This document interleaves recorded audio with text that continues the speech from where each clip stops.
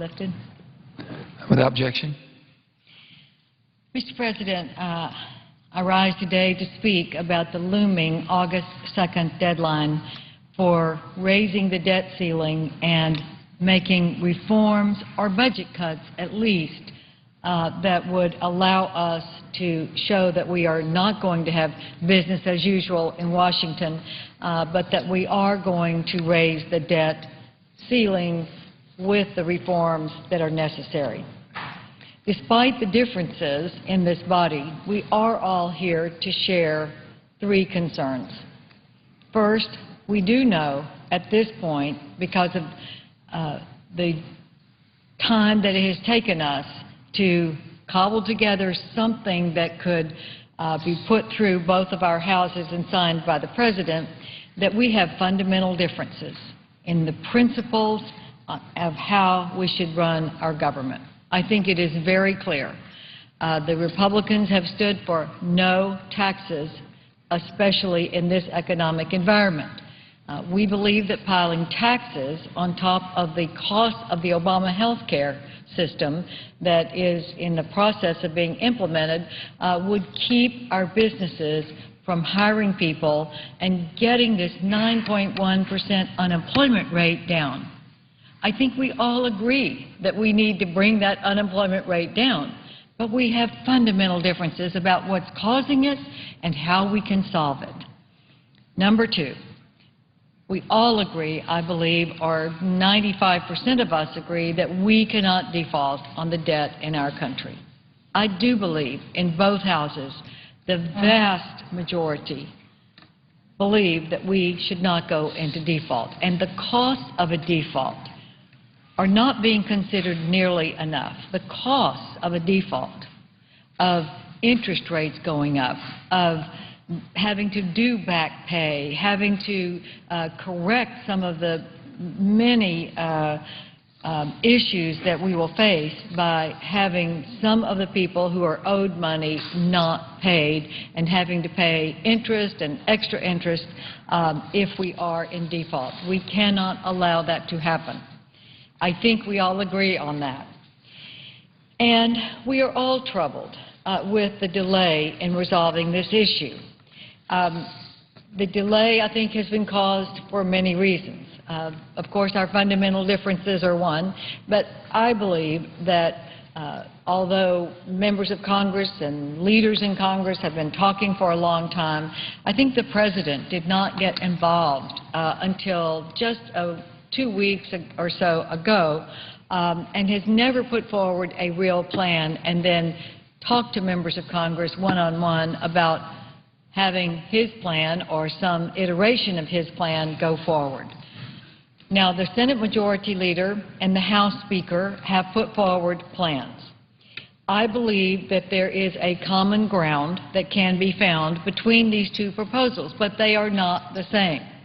In fact, I think the Republican leader in the Senate has also put forward a plan, and I think we're seeing the different pieces of the plans that have been put forward now starting to come together. I believe the Boehner plan is a good one. I believed in the cut, cap, and balance plan, where you cut spending now to make your down payment. You cap spending every year for the next 10 years at a level that brings down the overall deficit, and you send a balanced budget to the states for ratification. I feel so certain if we could pass a balanced budget from this Congress and send it to the states, it would be ratified, and it would put us on the real course for fiscal responsibility, the course that would assure that Social Security is sound, that Medicare works, and that our children and grandchildren will not inherit a debilitating debt that hurts our economy. So I do believe that cut, cap, and balance was the right way forward. But, Mr. President, Congress is split. We have a majority of Democrats in the Senate and Republicans in the House. Therefore, we're not going to get everything that any one of us believes is right. And certainly we're not going to get the Boehner plan in the Senate. But it is the right approach, and we will have to take a few steps at a time, and I hope that we will be able to come to terms on that way forward with the principles of cutting spending, putting a cap on spending, and not raising the debt ceiling any more than the cuts that can be counted. And that's what is a concern to me about the Reid plan.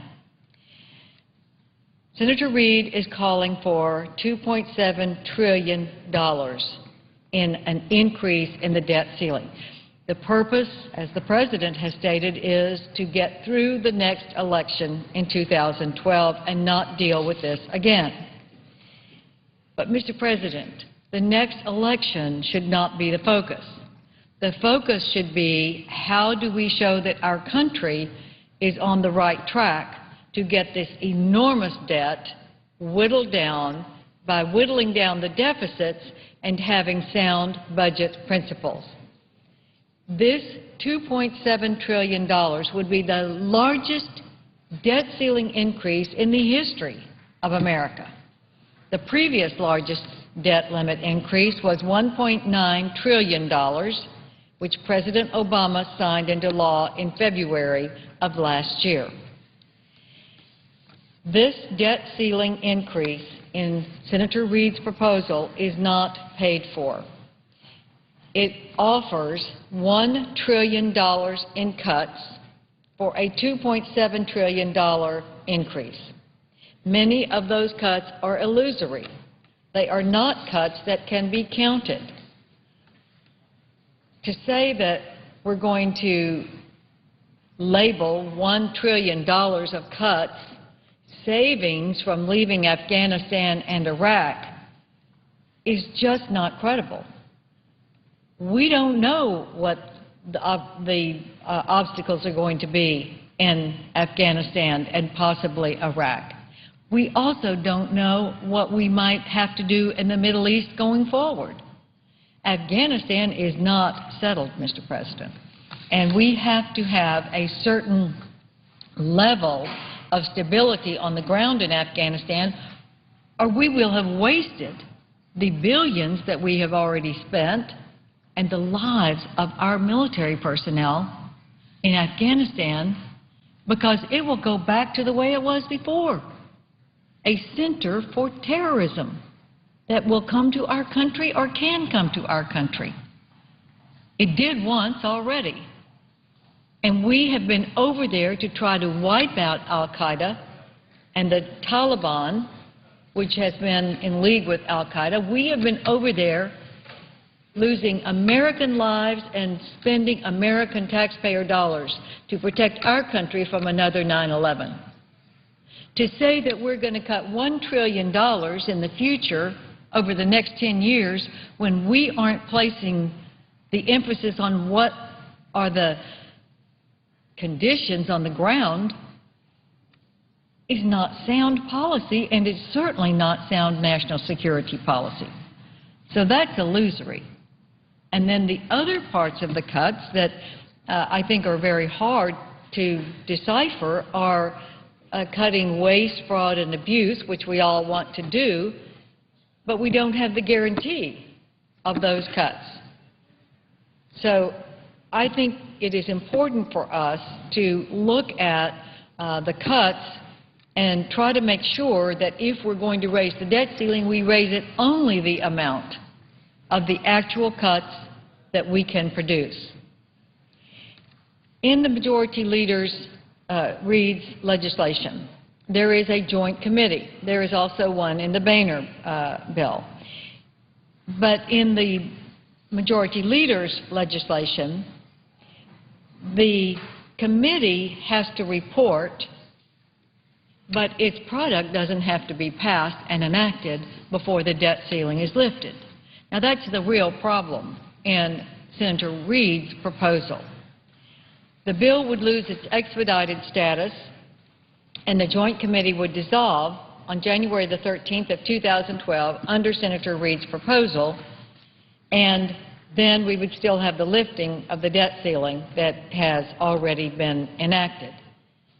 That is not the way to go forward. The Joint Committee proposed in the Boehner Plan is forced to produce savings. And the forcing mechanism in this case is the fact that the debt limit can't be increased unless the cuts are enacted. So you will keep the governor on the debt increase by assuring that there have to be cuts in spending dollar for dollar. And third, there's no balanced budget amendment included in the Reid proposal, and in fact there's no requirement that we even vote on a balanced budget amendment. Now, I know that it would be very difficult to pass a balanced budget amendment right now out of Congress, but I do believe it is the best thing we could do for the long-term security of our country. So I would hope that as we come together, because we know the reality here, the Reid bill is not going to pass the House, and the Boehner bill is not going to pass the Senate exactly. So we've got to come together with a plan. Maybe it's a short-term plan that just has a dollar-for-dollar cut along with the raising of the debt ceiling. Or maybe we can get more after we dispatch with the two bills that are now before the Congress and try to put something together that has the best parts of both.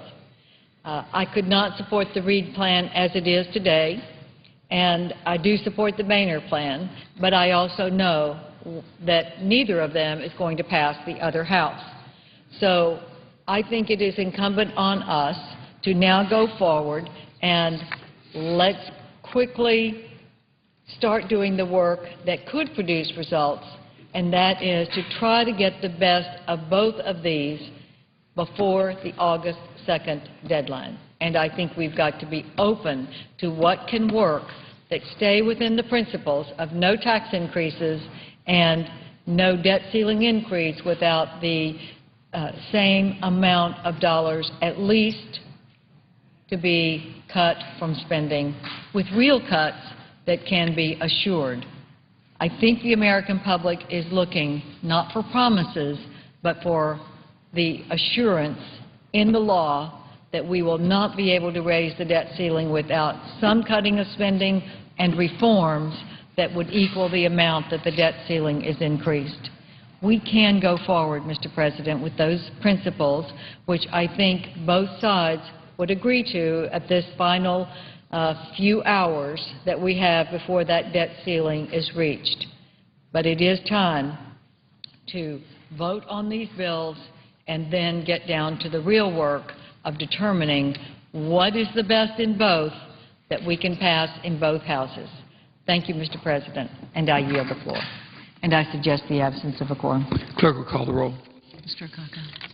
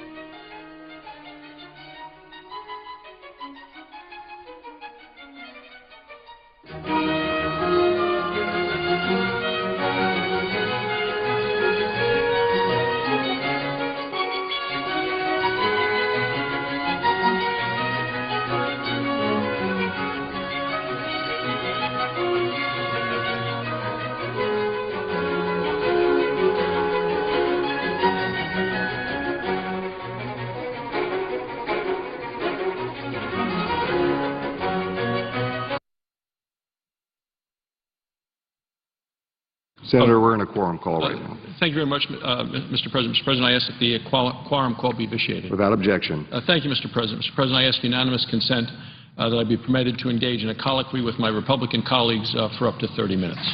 Without objection. Thank you, Mr. President. Mr. President, I come to the floor today as the nation watches the activities in the Capitol and Capitol Hill, someone from a state of Wyoming, where we live within our means, balance our budget every year, and as a result actually have a surplus in the state. In contrast to what's happening in Washington with an incredible debt, $14 trillion, more than people can actually fathom. But people understand spending more than you have, when more than comes in, and families all around the country realize you just can't do that. Well, here in America, we have as a nation been doing that for many years. We've been spending money we don't have, spending more, sending out more than comes in, to the point we've had to borrow and borrow and borrow and borrow. And each time we borrow too much, which continues to happen, they have to raise the debt ceiling, the amount of money that can be borrowed. The President has now asked that we raise that debt ceiling again, but he's asked that it be raised the largest amount in the history of our country, the history of this great land. And that has an impact on people and families all around the country. And they're concerned because they know they can't spend more than they bring in, can't spend more than they have. And they think back to the days of John Kennedy saying, "Ask not what your country can do for you, ask what you can do for your country." And people I know in Wyoming are concerned that it may switch one day to ask not what your country can do for you, ask what your country must do for China. Because, Mr. President, last year of every dollar we spent in this country, 41 cents of it was borrowed, half of it from overseas and a lot of it from China. So how do we in this great country stay a great and strong nation, the leader of the world, when we owe that kind of money to another country, a country who does not necessarily have our own best interest at heart? And that's why, as this debate and discussion is going about the debt ceiling, the debt limit, people in Wyoming tell me their biggest concern is not the debt limit, it is the debt. The debt is the threat. It is a threat to our own national security. And those aren't just my words, Mr. President. Those are the words of the chairman of the Joint Chiefs of Staff, who said that the greatest threat to our national security is our debt. And so I'm so pleased to be joined today on the floor of the Senate by a colleague, a neighbor, a next-door neighbor from Nebraska, a former governor of Nebraska, who, as a governor, lived with a system where he had to balance the budget every year. And the buck stopped with him. He had to make sure. So I asked my colleague from Nebraska and a former cabinet member who's run a major cabinet in a department within the United States government, perhaps you could share with us, my colleague from Nebraska, what was involved in having to make those tough decisions, but actually being held to make those decisions. Well, I think the senator from Wyoming, it's my pleasure to be on the floor with him and to talk about my experience in dealing with the reality of a balanced budget amendment.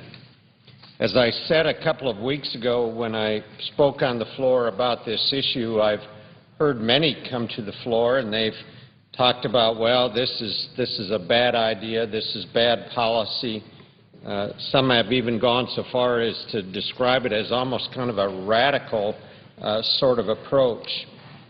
Well, I've lived with a balanced budget amendment. I have to say that I did not find it to be a radical approach whatsoever. In the state of Nebraska, where I was governor for 6 years, and actually prior to that, when I was the mayor of the state capital, the community of Lincoln, I had to balance the budget. I had no choice whatsoever about that. In fact, in Nebraska, we had an additional provision. Decades and decades ago, when those who wrote the Nebraska Constitution started thinking about what kind of state they wanted, I think they wisely realized that at some point the politicians would try to hand off or give away the state treasury and promise everything to everybody for obvious reasons, to get elected, to get reelected. So in the state constitution they said you can't borrow over $100,000. So we had two requirements. One is that on an annual basis the budget had to be balanced. The spending could not exceed the revenues. And then the second requirement was that we couldn't issue any bonds or debt to balance that budget, and in fact, we go so far as to not have any debt whatsoever, really. We have a few lease purchase agreements on some equipment, but that's really it. We don't even have debt for our highways. We don't lay a mile of concrete for a highway if we don't have the money to pay for it. So for those who have described this as a radical sort of approach, let me describe to them how this approach has worked in our state. Today in our state, our unemployment rate is 4.1%, 4.1%. I will go across the state very soon here and do town hall meetings in large communities, from the largest, Omaha, to some of our very smallest. And I can almost assure you that one of the things I will hear in our rural communities, where they're working hard to be business-friendly and grow jobs and opportunities for their residents, they will say to me, one of the challenges we have, Mike, is finding the skilled labor that we need to fill the jobs that we are creating. I will also share with you that this experiment, this radical approach that some have described, has resulted in a legislative session that ended early this year that balanced the budget and did not borrow any money. I will also share with you that our pensions are funded. No stories about Nebraska that their pensions are underfunded, that they've been borrowing out of the pensions, and so someday when somebody retires, the pension will not be there for them. And I'll wrap up my comments by drawing the contrast. The contrast with the government that I find here is this. For now over 800 days, we haven't had a budget. Under the leadership of my friends on the other side of the aisle, the Democrats, we have not had a budget for now going on 3 years. We are being asked to approve the largest debt increase in our nation's history. That's what this debate is all about. In addition, today, we are closing in on $15 trillion worth of debt, and the projections in about 4 years from now, 4 or 5 years from now, is that we will owe $20 trillion of debt. So you mentioned I was in the cabinet. When I came here to join the President's cabinet as the Secretary of Agriculture, and I shook the Lieutenant Governor's hand, who has now been the governor for 8 years. He's now the President of the National Governors Association. I wished him well. I did not have to say to him, I am very sorry about all the debt I took on, because there was none. The bills were paid, the budget was balanced, the pensions were funded, the unemployment rate was low, and he has continued that conservative legacy. By comparison, when Barack Obama leaves the presidency, he will tell his successor, I ran up the largest debt in our nation's history, larger than any president in front of me. And that's the legacy that he will leave behind for his children and his grandchildren and ours. And that's the sobering reality of today's debate. Thank you. I appreciate the comments of the senator from Nebraska, and I think about the fact that you had to use honest figures, honest accounting, and I see now a proposal by the majority leader that, to me, seems to be full of accounting gimmicks, tricks, things like using money as savings that was never intended to be spent at all, saying that, well, we'll save all this money by not being at war in Iraq or Afghanistan for the next 10 years and counting that as $1 trillion in savings when there was never even an intention to spend that in the first place. I don't think anyone in this body or in Capitol Hill believes that we will be at surge levels for the next 10 years in 2 wars, Afghanistan and Iraq. So, I asked my colleague from Nebraska, and we were also joined by our colleague from South Dakota. I imagine you couldn't have done something like that in balancing your budget in Nebraska. You know, we would have never done that. Had I walked into the unicameral for my State of the State address and done things like is being proposed here today, I literally would have been run out. I mean, the state senators would have looked at the governor and said, you know, we need a new governor, and I think they would have joined in a very bipartisan response to that kind of approach. And you know, you're absolutely right. I looked through the proposal here, and I have to say, in all due respect to the majority leader, this isn't going to get the support that I think he hopes for. It isn't going to happen. It's going to be voted down. It will not go to the finish line because you just can't support it. You know, this idea that somehow we're going to get a savings because we're not going to be funding the surge levels in Afghanistan, well, no one was going to do that. The president wasn't asking for it. That money was never requested. So to grab that out, as somebody pointed out, and I wish I could remember who in a column today, they said that's like trying to grab a savings based upon the fact that we won't be invading Canada this year. You know, well, yeah, we're not going to invade Canada, but that's not a budget savings. And it's not a budget savings to somehow claim that we're not going to fund the Afghanistan war for the next 10 years at surge levels because that was never anticipated. You know what we've got to do here? I want to solve this problem. But we've got to be real with the American people about how we're solving this problem. Real savings, and I know it's painful. My goodness, I've been there. I've cut budgets before. I've had to lay people off. But I think we've got to just be straight with the American people and say this is what it's going to take to get there. Well, I would ask my colleague from South Dakota, who is here, has been a member of this body longer than I have. This, to me, this debt ceiling increase seems to be the largest in history by any standard, whether you do it including inflation, not including inflation. I think the previous largest one was $1.9 trillion, and that was also with this president. So I would think that this debt, you know, you think about this president and what he inherited and where we are now, it seems to me, and I'd ask my colleague from South Dakota to respond, it just seems that he's making it worse.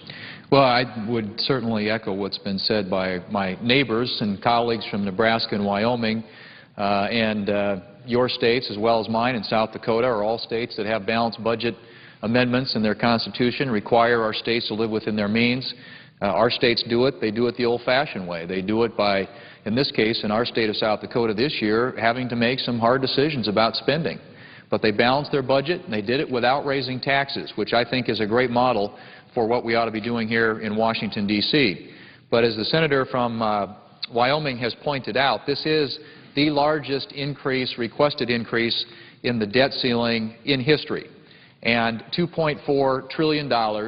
And, of course, we are going to be asked at some point, I think, to vote on the Democrat leader's proposal, which, as both of my colleagues have pointed out, doesn't get you there.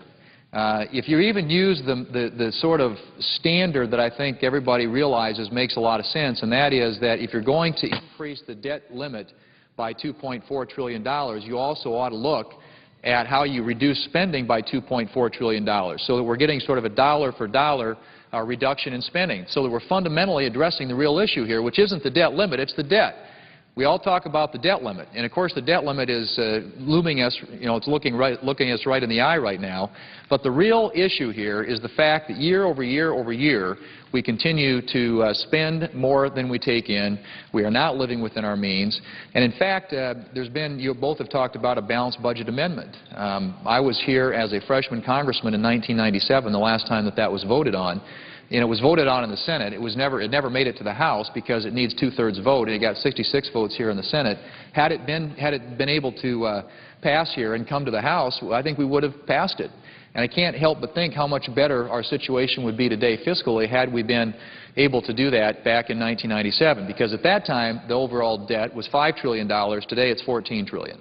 So there's been a $9 trillion increase in the federal debt just in that short amount of time. So it's important that we tackle this. It's important that we do it in a way so the American people know that we're serious, that this isn't gimmicks, that this isn't smoke and mirrors and all the things that I think make people in this country so cynical about the way that Washington, D.C. operates. And as you mentioned, the Reid budget, or the Reid proposal here on the debt limit, Senator Reid, essentially counts over $1 trillion in savings that were never going to be spent in the first place. And so it really is a gimmick, and it's not real. It's phony. We all know that. We've got to get real here. We've got to put forward a serious effort if we're, one, going to convince the American people that we're serious about this, but more importantly, if we're going to really do something meaningful about getting this spending and debt situation under control. So I hope that we will be able to defeat that when it comes to the floor and actually do something. If we can get the House bill over here, which has not only spending cuts in the near term, but also a process whereby we can get some entitlement reform that deals with the big drivers of federal spending, that's Medicare, Medicaid, Social Security, and then also get a vote on a balanced budget amendment like all of our states have on the books, and which have enabled our states to live within their means, not spend money they don't have, and continue to, in spite of this down economy, perform above the average. I think all of our states, probably in terms of unemployment, in terms of economic performance, if you look at them relative to other areas around the country, living within your means is a good model if you want to have a good, strong economy and create jobs for the people in your states. That's something we ought to be doing at the federal level, and that's why it's so important that we take the right approach here, and that the bill that will come over from the House of Representatives does that. The bill that's been proposed by the Senate Democrat leader does not. Well, and it's interesting because you'd mentioned this figure, my colleague from South Dakota, this $2-point-some trillion, and people in Wyoming last week said, how do they come up with that number? Because like you, I agree, for every dollar that they want to increase the debt limit, they should say we should find $1 of real savings, honest savings, savings that you can point to as you needed to as governor, and we believe here. And that's what the approach that they're dealing with in the House does. And they have come up with a way to raise the debt ceiling, deal with avoiding a default, and they extend this for a number of months. So people say, well, how do you get this $2.4 trillion number? And, you know, the President had a White House press conference last week, July 22nd, and he said, I mean, it's astonishing. The President of the United States told the country, the only bottom line that I have, he said, is that we have to extend this debt ceiling through the next election, into 2013. Not extend the debt ceiling so we can avoid default, not so we can focus on jobs and the economy and the overall debt and the spending, but so that, as he said, his bottom line, the only bottom line, is that we have to extend it beyond the next election. And then the Treasury Secretary, he was on one of the television shows July 24th, and he said, most important, we have to lift this threat of default. He said, for the next 18 months, we have to take that threat off the table through the election. This debt is the threat. This debt of nearly $15 trillion going over to over $20 trillion in the next couple of years, that to me is the threat. The elections can take care of themselves. And, you know, I think the American people will be shocked, astonished, and disappointed to hear that that is the President's only bottom line. And I don't know what your comments or thoughts are on that, but I'm expecting better. Well, you know, if you think about what this debate ought to be about, it ought to be about America's economic security. It ought to be about making sure that we are putting the country on a sustainable fiscal path and creating the conditions for economic growth, which I would argue there is a direct correlation between those two. If we don't get spending and debt under control, I think we're going to bankrupt the country. We're going to increase interest rates. We're going to make it more difficult, more expensive for businesses in this country to create jobs. And so clearly there is a direct correlation between the issue of spending and debt and the economy. But the economy and the implications of what we do here on the economy really ought to animate everything that we do. We ought to be thinking about how is this going to impact the economy. We shouldn't be thinking about politics. And that's why it really was disturbing to hear the President say that his prerequisite in all this is that we get through the next election. To me, that was a statement that was profoundly about politics and certainly not about America's economic security, which ought to be first and foremost in our minds. And so, subsequent to that, even yesterday, you had members of the President's team suggesting that this might somehow disrupt the Christmas vacation. And I thought, you know, of all the things that we ought to be thinking about right now, the next election, the next holiday, those probably are not going to be real consequential if we don't take steps to address the issue before us today, and that is this massive increase in our federal debt, the year-over-year deficits that we continue to run, the fact that we continue to live way outside of our means. That's what I think the American people want to see focused on. I think that's what the people of South Dakota certainly want to see us focus on as well. That's exactly what the people of Nebraska... Mr. President, would my friend yield? Yes, I would. I appreciate it. I have a unanimous consent request that's been cleared by the Republican leader. I ask unanimous consent, morning business be extended until 6 p.m. with senators permitted to speak for up to 10 minutes each during that period of time, that at 6 p.m. I be recognized. Is there objection? Without objection, so ordered. Mr. President, I would ask consent that my friend from Nebraska's statement not appear interrupted in the record. Without objection. Senator from Nebraska. The debate that is occurring now absolutely is one of the most important debates we have had literally in the history of this country. It was encapsulated in a statement in a column today that I read from a man who I have a lot of respect for, Charles Krauthammer. He said this about this debate. He said, we're in the midst of a great 4-year national debate on the size and the reach of government, the future of the welfare state, indeed the nature of the social contract between the citizen and the state. The distinctive visions of the two parties, social democratic versus limited government, have underlain every debate on every issue since Barack Obama's inauguration. The stimulus, the auto bailouts, health care reform, financial regulation, deficit spending, everything.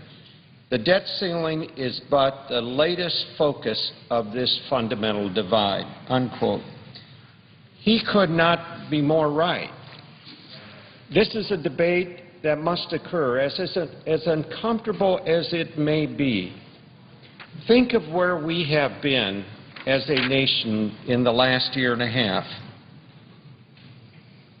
Literally, when the President came to office, the first thing he wanted us to do was to pass a $1 trillion stimulus plan if you factor in the interest that was going to be paid, on promises that that was going to fix the economy and employ people, that unemployment would not go over 8%. What happened? Unemployment shot beyond that. Today, we see the growth of our economy is literally pitiful. There is no way that this economic growth can deal with employing more people. And then what was the next thing? A health care bill that, quite honestly, the vast majority of Americans did not want. And by the day, story after story, analysis after analysis comes out and says All of the promises made during this health care debate by the President and Democrats will not be fulfilled. There was just a story yesterday that this isn't going to bring health care costs down. This increases health care costs. And it's just one thing after another thing after another thing. Well, the American people spoke loud and clear in November, and they said, get the fiscal condition of the United States under control. Now, I will say this. I don't think anybody is expecting miracles. It took us decades to get in this position. It is going to take concerted, conservative effort to get out of this position over a period of time. But it's on debates like this where this must start. It is on debates like this where we must force this government to be smaller, to be more efficient. Otherwise, the legacy we leave behind for our children and our grandchildren is $20 trillion of debt in just 4 more short years. They will have their own wars to fight. I wish they would be free of war. They'll have their own wars to fight, their own flu pandemics to deal with, their own items on their agenda, education or health care or whatever that they want to improve. And where will they begin? They will begin with a $20 trillion debt in 4 years. And that, as a nation, should be unacceptable to us. And that's why we need to do everything we can at every stage to turn this around and start this nation on the right course. If I might just, I also had the opportunity, I read the very column that the senator from Nebraska is referring to, the Krauthammer column this morning, and I was struck by many of the same things that you observed.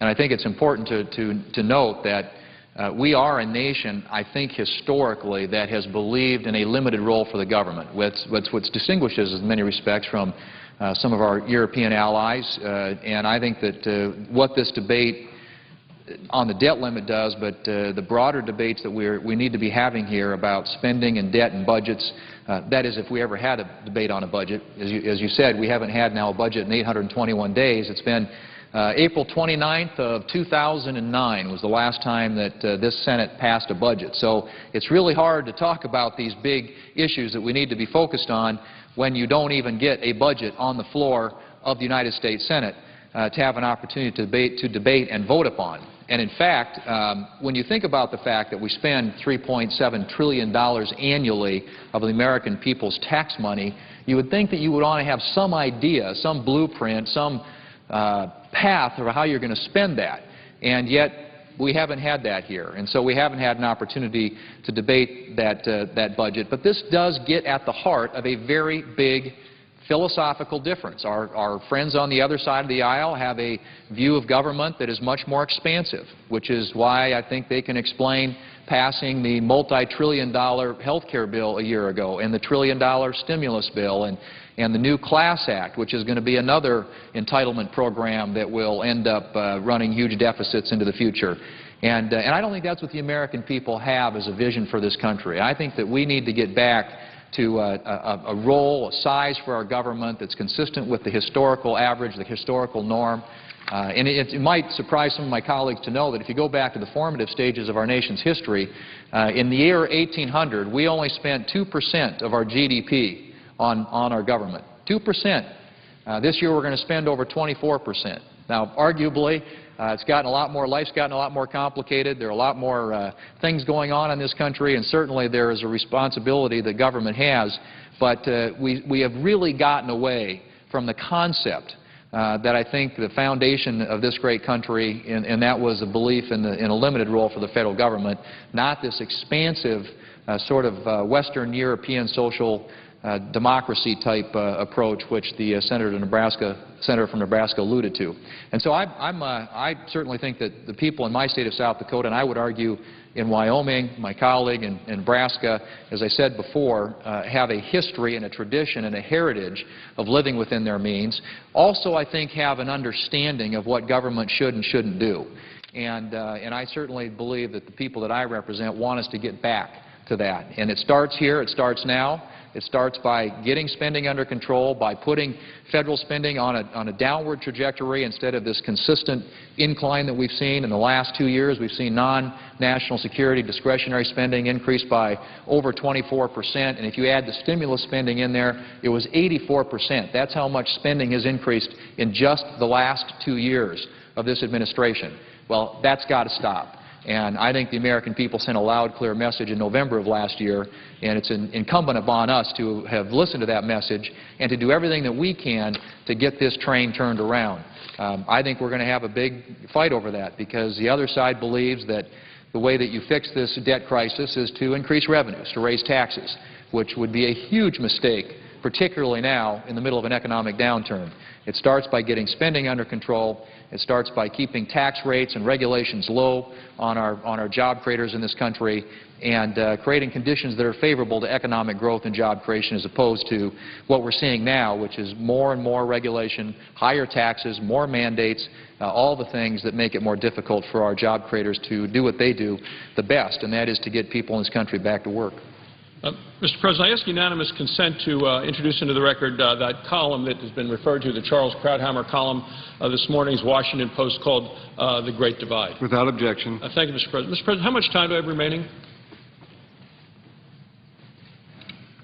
Time has expired. I ask unanimous consent to speak for an additional 4 minutes. Without objection. Thank you, Mr. President. Mr. President, I wanted to do that because also I want to introduce into the record, and I'll read just a couple of paragraphs from a letter that appeared in today's Casper Star Tribune by Eric Mitchell. And Eric goes on to say, he said, you know, I think that the title is called Smarter Than You Think. He says, I think they think I'm not so smart because I'm too young, he says, to know what they're doing, like raising the national debt. Eric goes on, he said, don't they know that I owe the country about $45,000? He said, I'm only 10 years old. He said, I could buy a lot with $45,000. I could almost buy a home. I could buy property. I could buy a boat and get fish for my family and friends. He's from Crowheart, Wyoming, small community. He said, I would buy guns and ammunition to hunt for food for my family. He said, I could buy books so I could learn more. He says, $45,000 could buy a lot of stuff. He said, that's more than my dad earns, but it wouldn't buy everything.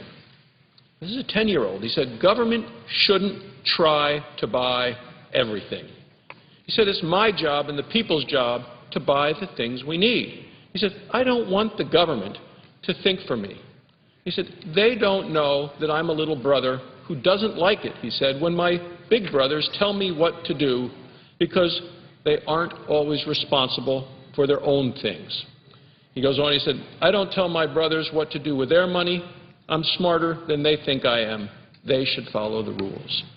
Here you have a youngster in Wyoming who knows the values, who's raised in a family where they live within their means, lives in a state where we balance our budget every year. And I think the lesson that Eric has for the people of Wyoming and the people of this country is one that we should listen to. Should live within our means, not spend more than we have, not continue to borrow. And the threat to our nation, our greatest threat to our national security, continues to be the debt. And it's incumbent upon this institution to deal with that. Thank you, Mr. President. I yield the floor.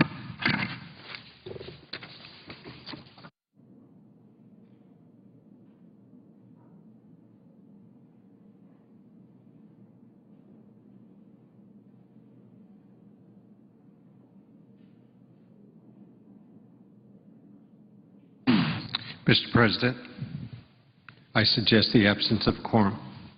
Clerk will call the roll. Mr. Akaka.